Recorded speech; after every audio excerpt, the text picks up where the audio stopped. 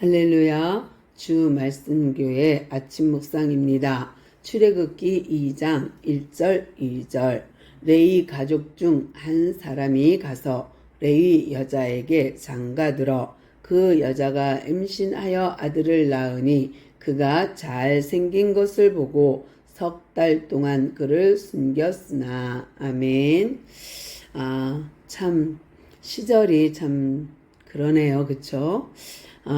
바로가 이스라엘 백성이 너무 번성하는 것을 보고 위협을 느껴서 십부라랑 부하라는 사람을 통해서 사내 아이가 낳으면 죽이도록 유도합니다.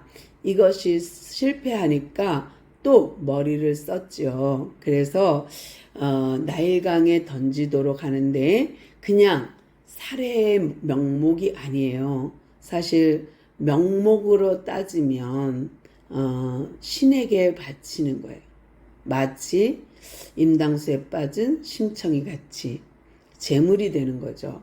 그래서 바로왕의 머릿속에서 나온 것은 나일강의 신이니까 이 나일강으로 풍요를 갖다 주는 신이거든요. 나일강의 그 물이 범람함으로 농사가 잘 되니까 이 나일강은 그들의 신입니다. 근데 이 나일강을 에다가 물을 애기를 던지는 것은 신에게 받침도 되니까 어느 부모가 자식을 죽이는데 동조하겠습니까? 그런데 동조할 수밖에 없게끔 만드는 것이 신에게 바치는 인신번제라는 생각 때문에 그것을 가능케 합니다. 그래서 하나님께 드리는 우리는 인격적인 만남이지만 다른 우상들을 보면 비인격적인 제사법을 쓰는 것을 보게 되는데요.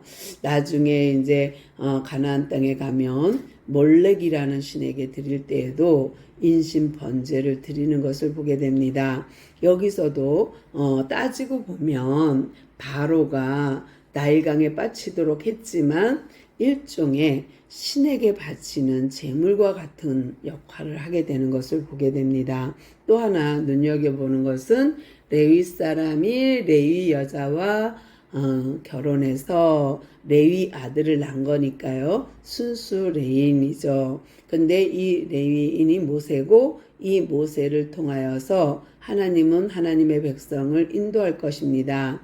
그런데 이 엄마 아빠 아므람과 요게벳을 하나님이 평가, 히브리서 11장의 평가, 또 그를 잘생긴 것을 보고 그러는데 이 아름다움을 보고 할 때에 하나님이 그 아이를 아름답게 비춰주게 엄마 아빠 눈에 그 아름다움을 보고 그래요. 그러니까 정말 하나님은 온 세상을 만드시기에 보시기에 좋았더라 했던 그 사건처럼 그 일처럼 그 말처럼 모세를 보고도 그런 마음이 들도록 엄마 아빠에게 마음을 주신 거예요.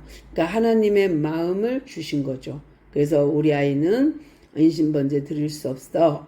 도저히 그럴 수 없어. 또 나일강에 어떻게 빠져 죽일 수 있어.